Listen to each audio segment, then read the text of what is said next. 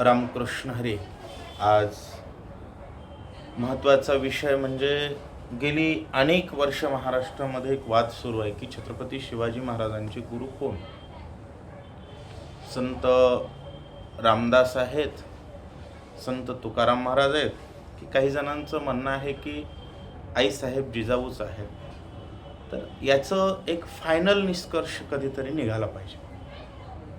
कारण छत्रपती शिवाजी महाराजांचा गुरु हा शब्द वापरल्याबरोबर महाराष्ट्रामध्ये वाद सुरू होतो. गेली अनेक वर्षाची परंपरा, काही लोकांनी त्या परंपरेचा पायंडा कायम ठेवलेला आहे. खरोखरच गुरु कोण? तर खरं म्हणजे जीवनामध्ये एकच गुरु असतो असं नाही. ज्याच्यापासून आपल्याला जे जे काही गुण भेटेल आपण त्याला गुरु म्हणत असतो. छत्रपती शिवाजी महाराजांच्या पहिल्या गुरु म्हणजे राजमाता जिजाऊ आईसाहेब. आणि भारतीय संस्कृतीत पहिल्यांदा मातृदेवोभव म्हटलं गेलं, कारण आई ही गुरु असते. त्यानंतर म्हणतात की कोणी म्हणतं समर्थ रामदास हे गुरु आहेत, तर कोणी म्हणतं संत तुकाराम महाराज हे गुरु आहेत, आणि काही जणांचं म्हणणं आहे की आईच हा गुरु आहे, बाकी कोणी गुरुच नाही. पण एक निष्कर्ष लक्षात ठेवा, राजमाता जिजाऊ आईसाहेब असतील, संत तुकाराम महाराज असतील की समर्थ रामदास असतील, हे तिन्ही रामदासच आहेत.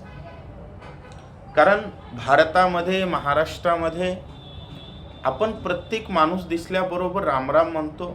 आदर्श रामाचा आहे, रामराज्याची संकल्पना, आणि त्या संकल्पनेचं आपण स्वप्न पाहणारी हिंदू संस्कृती आहे किंवा भारतीय संस्कृती आहे. जे भारतीय संस्कृतीचं सर्वोच्च आदर्श राम आहे, आणि प्रत्येकजण स्वतःला रामदास समजतो. त्यामुळं रामदास ही व्यक्ती नाही, रामदास हा विचार आहे. आणि छत्रपती शिवाजी महाराज रामदास या विचाराचे पाईक होते. त्यामुळं तुम्ही राजमाता जिजाऊ आईसाहेब जरी गुरु म्हटलात तरी आईसाहेब या सुद्धा रामाच्याच दास होत्या. संत तुकाराम महाराज हे सुद्धा रामाचेच दास आहेत.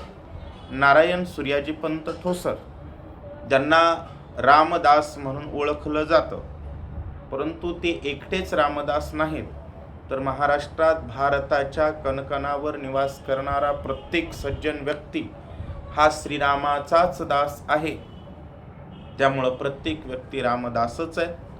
व्यक्ती म्हणून नारायण सूर्याजी पंत ठोसर हे गुरु आहेत किंवा नाही याबद्दलचा विवाद करत असताना त्यांचं मूळ नाव नारायण सूर्याजी पंत ठोसर असं घेतलं जावं, त्याबद्दल आक्षेप असण्याचं आमचं कारण नाही आहे.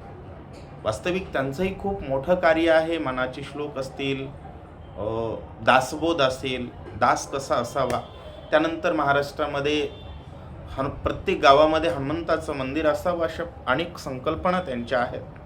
परंतु व्यक्ती म्हणून काय वाद आहेत, कोणाचे काय जातीय वाद आहेत, याचा संबंध डायरेक्ट वारकरी संप्रदायाच्या परंपरेवर पडता कामा नये.